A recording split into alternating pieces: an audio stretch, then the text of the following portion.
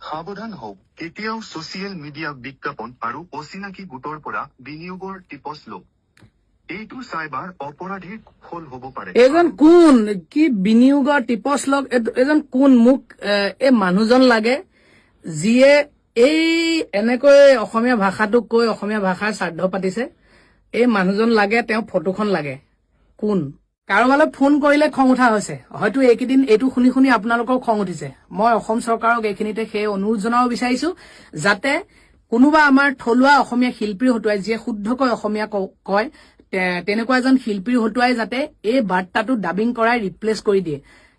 যিহেতু বাৰ্তাটোৰ উদ্দেশ্য আৰু কথাখিনি খুবেই জৰুৰী আৰু দৰকাৰী ভাল, গতিকে আমাৰ এই বাৰ্তাটোত থাকক প্ৰতিজন অসমীয়াৰ। সাৱধান হওক, কেতিয়াও ছচিয়েল মিডিয়া বিজ্ঞাপন আৰু অচিনাকি গোটৰ পৰা বিনিয়োগৰ টিপছ লওক। এইটো চাইবাৰ অপৰাধীৰ ফল হ'ব পাৰে। এজন কোন কি বিনিয়োগৰ টিপছ লওক, এজন কোন মোক এই মানুহজন লাগে যিয়ে এই এনেকৈ অসমীয়া ভাষাটোক কৈ অসমীয়া ভাষাৰ শ্ৰাদ্ধ পাতিছে। এই মানুহজন লাগে, তেওঁ ফটোখন লাগে। কোন? কাৰোবালৈ ফোন কৰিলে খং উঠা হৈছে, হয়তো এইকেইদিন এইটো শুনি শুনি আপোনালোকৰ খং উঠিছে। মই অসম চৰকাৰক এইখিনিতে সেই অনুৰোধ জনাব বিচাৰিছো যাতে কোনোবা আমাৰ থলুৱা অসমীয়া শিল্পীৰ হতুৱাই যিয়ে শুদ্ধকৈ অসমীয়া কয় তেনেকুৱা এজন শিল্পীৰ হতুৱাই যাতে এই বাৰ্তাটো ডাবিং কৰাই ৰিপ্লেচ কৰি দিয়ে।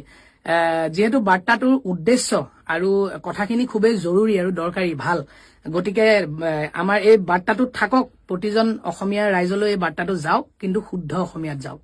ধন্যবাদ।